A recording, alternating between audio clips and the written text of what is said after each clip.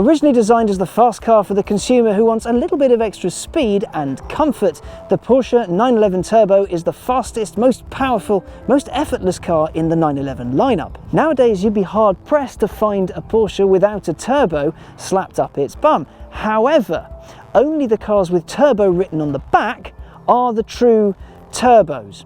Now that sounds confusing, but allow me to explain. Before turbos were a must-have for both torque and fuel economy, they were widely used in racing. Porsche first used them on a 917, managing to get over 1200 horsepower out of a 5-litre flat 12. This led the way for smaller engine cars with blown assistance to be developed. However, a little further down the line, Porsche decreed that the 911 was going to have the turbo treatment. That was so it could homologate cars for the racetrack. In 1973, a concept appeared that had a 2.7-litre engine and a turbo with 280 horsepower. A year later, a production car arrived, the legendary 930. That had a 3-litre engine and 260 horses to play with. It was very quick, but it was also a bit tricky to drive thanks to its epic turbo lag.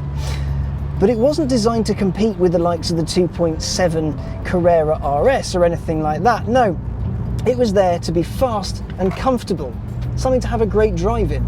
It was a GT. It was called the finest driving machine you can buy at the time. It was plush and quick. It also didn't have a boost gauge, because why would someone driving one of those want to be bothered with unnecessary information after all?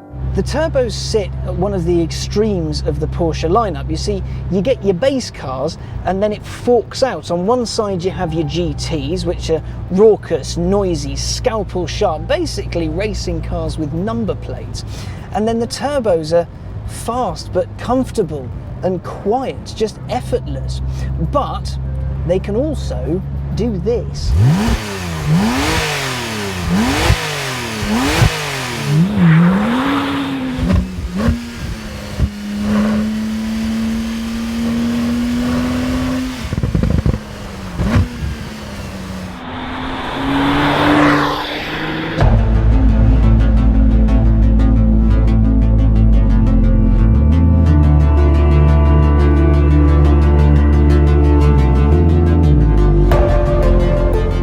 The new Turbo S has been given 20 more horses over the old car. Now there's 572 brake horsepower to play with and 553 pound-foot. Porsche claims 0 to 62 takes 2.9 seconds, though it tends to underplay its numbers a bit.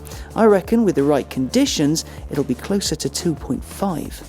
As well as being brisk to 62, it'll top 200 miles an hour, 205 to be precise, and it'll manage 31 mpg as well. That'll be thanks to its shiny new turbocharger setup. It comes with new, bigger turbos than before, and with larger compressors to boot.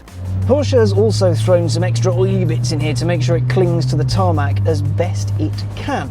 For example, you have Porsche Active Suspension Management, then there's Porsche Dynamic Chassis Control and Porsche Carbon Composite Brakes.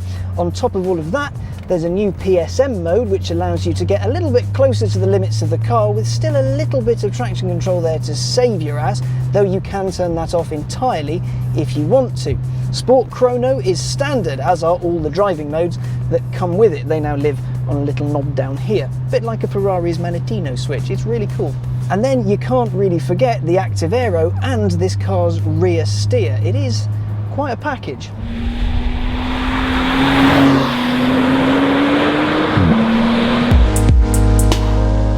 As well as all of that, to make sure people who bought the pre-facelift Turbo S feel a little bit last season, there are a few visual tweaks and even a new and very much improved infotainment system with Apple CarPlay.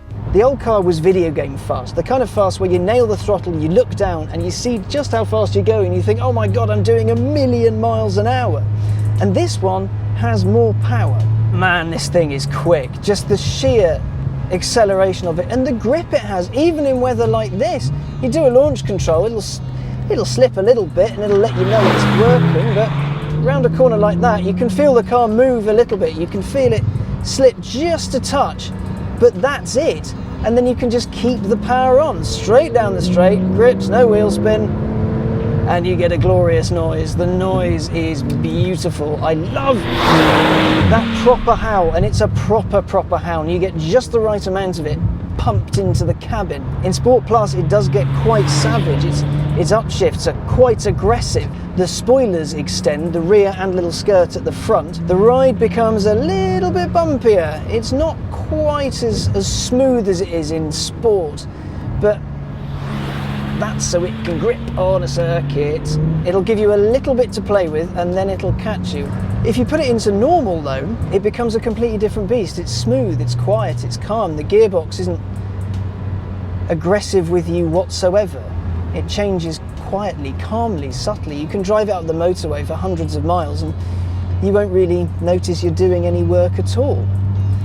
But if you are on the motorway, there is a button. If there's just a little bit of a gap and you feel you can make that overtake, what you can do is in the middle of the little switch down here for your driving modes, is there's this button right in the middle, and that is the Sports Response button. And that gives you 20 seconds of angry engine, so you can overtake and get up to ludicrous speeds. And then brake real hard, brake as hard as you can. It just primes the car so you can have some proper overtakey fun times. Everything about this is just, it's the last one, but a little bit better. And the last one was a fantastic car. The turbos in this, they just kick you in the back. Every time you nail the throttle, just boom, off you go. There's that tiniest little pause. I absolutely adore the sensation, the feeling that this car gives you, because it is like, it's my kind of car. Things like the GT3 RS I find a bit too aggressive, a little bit too hardcore for me, but this, it's fast, it's effortless, you can do as you wish with it, and it will allow you to play, but it'll let you do that with the minimum of effort. This is easily one of the most accomplished, best cars you can spend an enormous sum of money on. You can't go wrong with the 911. You can drive it every single day and it'll be fine. And when you want to have fun with it, you want to take it to a track or you want to take it to your favourite road, off you go. And it will allow you to play with it because its all-wheel drive system just grips. Even on this horrible, greasy circuit today, you can fly and get up to some seriously silly speeds. So it's fast and it delivers a kick, and it sounds pretty savage, and it makes you feel all funny when you're on it, but calm and serene when you're not. It's still like a video game, only one that costs well over £100,000 and you can actually feel. Sport Plus mode's propensity to twitch and let the car move around is a particular highlight, but one worth exploring off the public highway. The speed is mind-bending and the control is fantastic.